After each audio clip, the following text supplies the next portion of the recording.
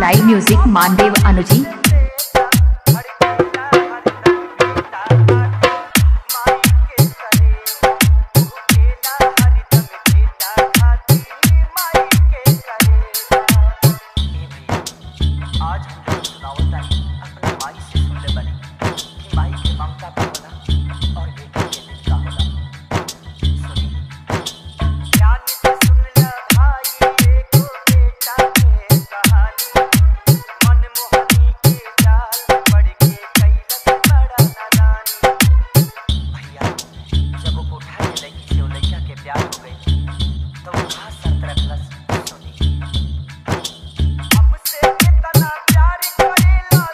DJ मलाई music Manadev Anuji.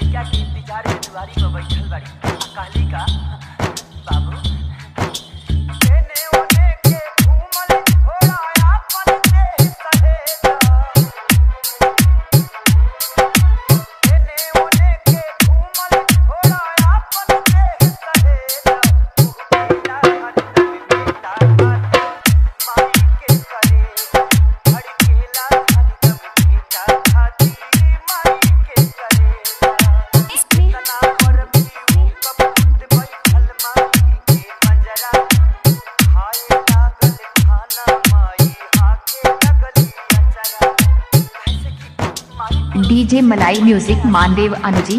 और चार गो रोटी बनौली घर में बिना ना रहे ताचरा के हवा आँख और ओकरा मुंह में रोटी खियावे लगली। अपने बेटी के सुन के लेके उ बेटा कैले सा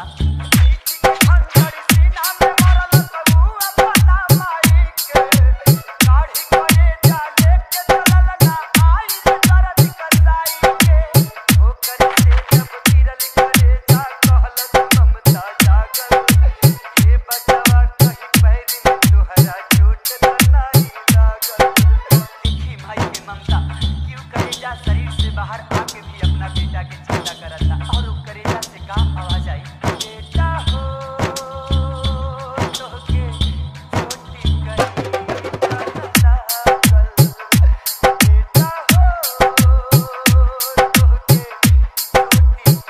डीजे मलाई म्यूजिक मानदेव अनुजी। और आखिरी बार वो करेजा से का आवाज आवता,